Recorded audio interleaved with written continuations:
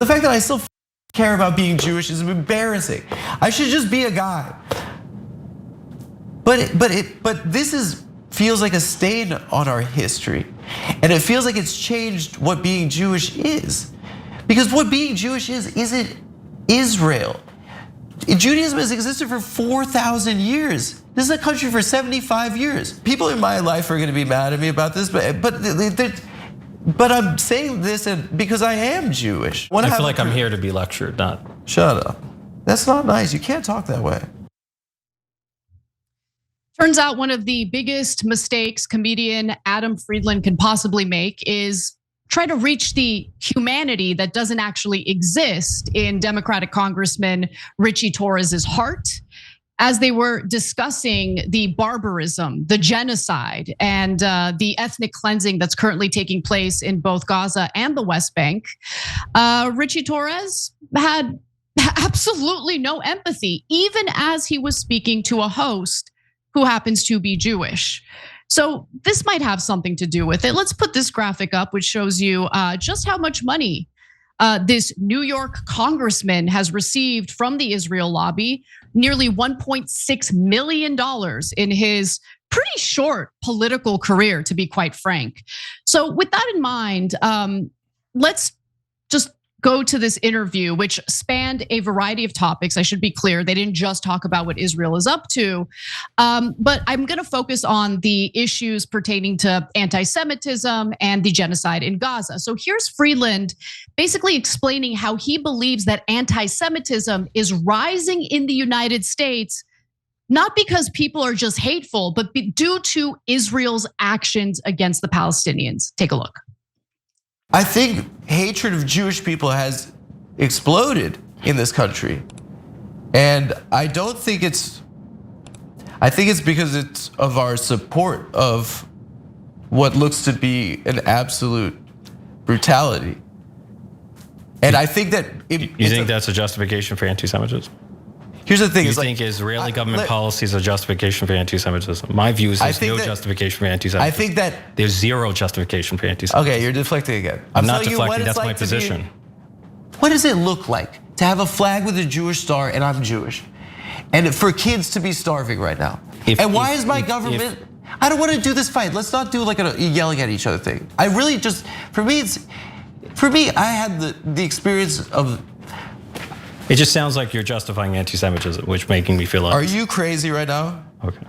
Why would I do that? You're doing the I'm Hamas thing? I mean, there's really no way around it. Ritchie Torres is just a bad person. He's a bad guy, okay? And honestly, the one doing the lecturing here is the non-Jew, okay? Telling the Jewish host how he should feel about the fact that every single time you see images and videos of Israel's barbarism toward literal children, the response to anyone who's concerned about it is, oh, that's anti-Semitic.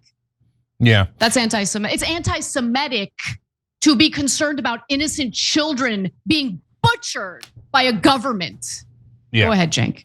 Yeah, so look, I just want to break down that really dumb talking point of Ritchie Torres. So, it sounds like you're justifying anti-Semitism. Okay, so after 9/11, as a Muslim American, I could have said, okay, that's it, you're not allowed to talk about 9/11. Why? Because that's riling up hatred towards Muslims. That's you're encouraging Islamophobia.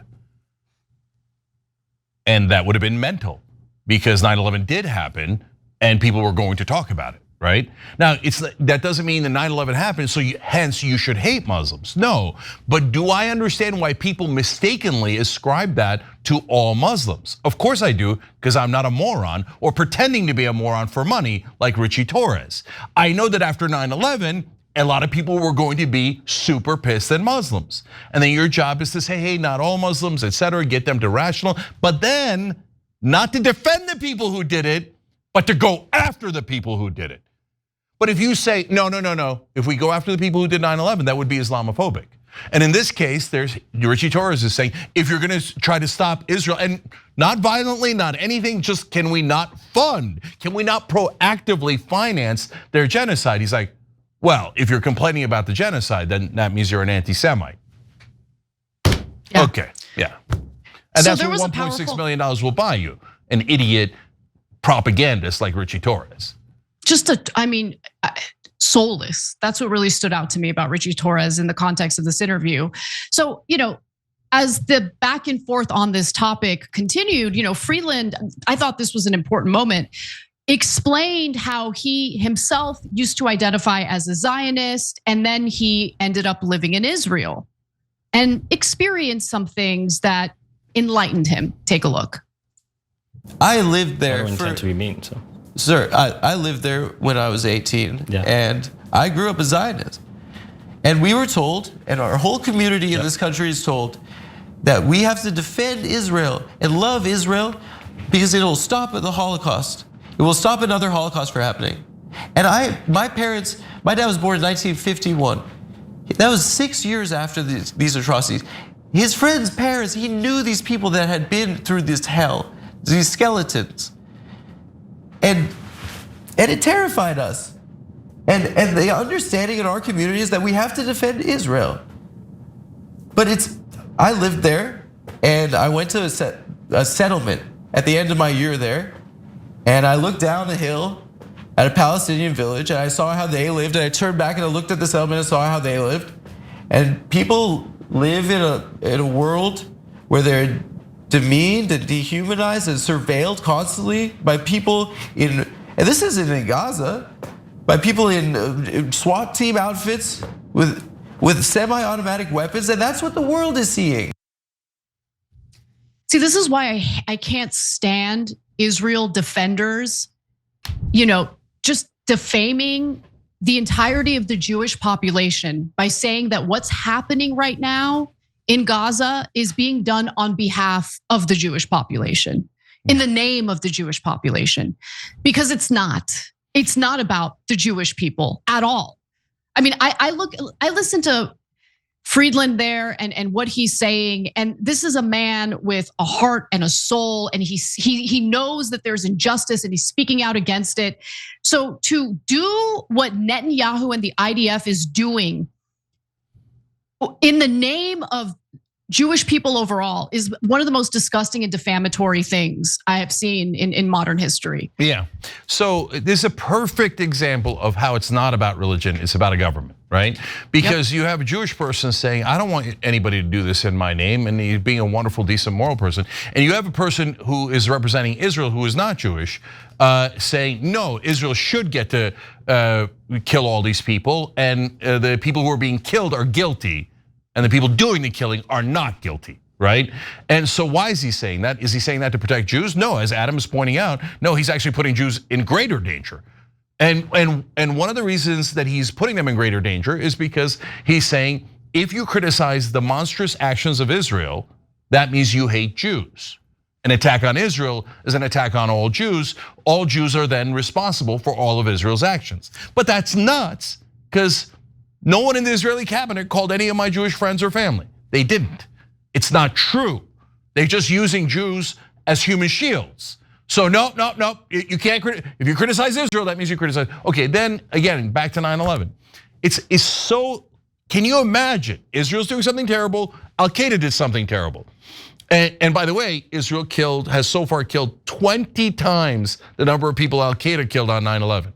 You want to catch feelings about, oh my God, you can't compare them, I just did, okay? And if you kill 20 times the number of people as Al-Qaeda, you probably should be looking at yourself as what's wrong with you, as opposed to, how dare you compare me to Al-Qaeda when I am the great and holy Israel. You're not, you're a sick government in the middle of a genocide. So if somebody made the audacious and preposterous argument that you cannot criticize Al-Qaeda because they represent all Muslims, that would hurt the Muslim community. And I would speak out super forcefully and say, no, they don't represent all Muslims. Are you insane? We're not in favor of that kind of terrorism.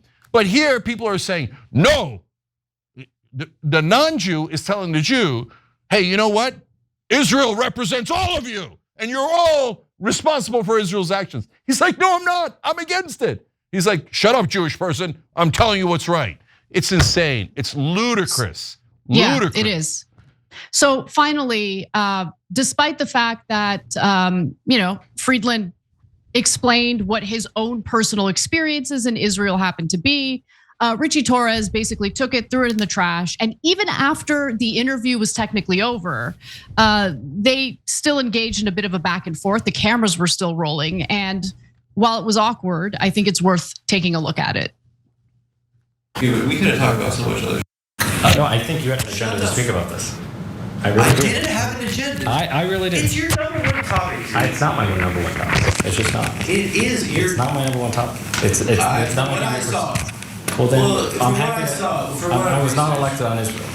You don't get elected in the South Bronx and the Northeast Bronx. I'm not trying to make you feel bad or like. No, but I just don't think you know what you're talking about.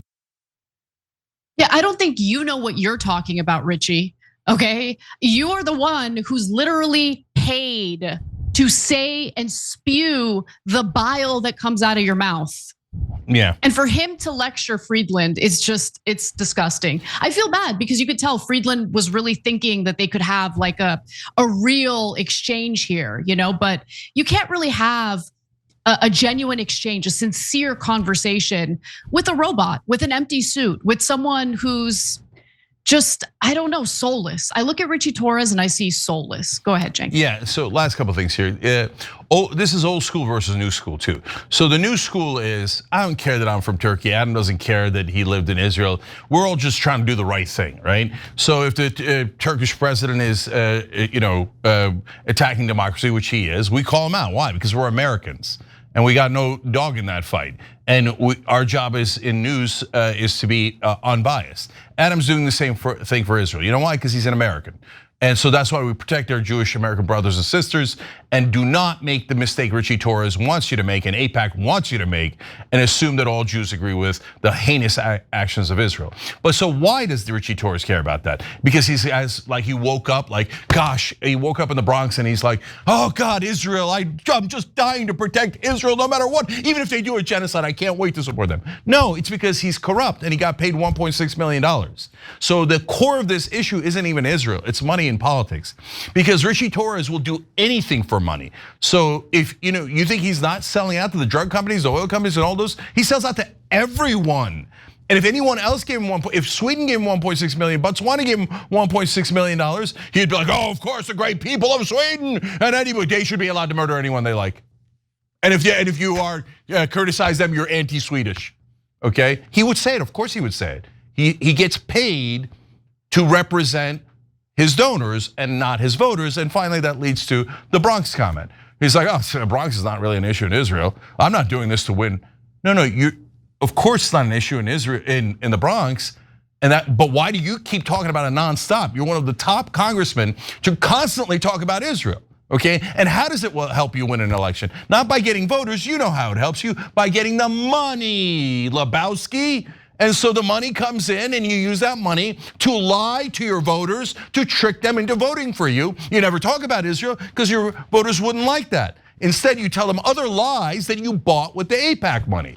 So no, look, Adam did a nice job trying to interview this corporate sellout, but the reality is there's no talking to these people. Not only are they robots, Anna, on top of that, they're so corrupt, you can't have an honest conversation. Because an honest conversation is, you're doing it for the money. And then he'd be like, oh, no way, man, I just love Israel's genocide. Okay, whatever, he's useless. Oh, but by the way, remember, Ritchie Torres is not like some exception to the rule. He is the rule. That is the great majority of our congressmen. They don't care about Jewish people, they don't care about religion, they don't care about their voters. All they care about is, where's the money? And I will be a prostitute for anyone who pays me. So that is how Ritchie Torres is very symbolic of the US Congress. Every time you ring the bell below, an angel gets his wings. Totally not true, but it does keep you updated on our live shows.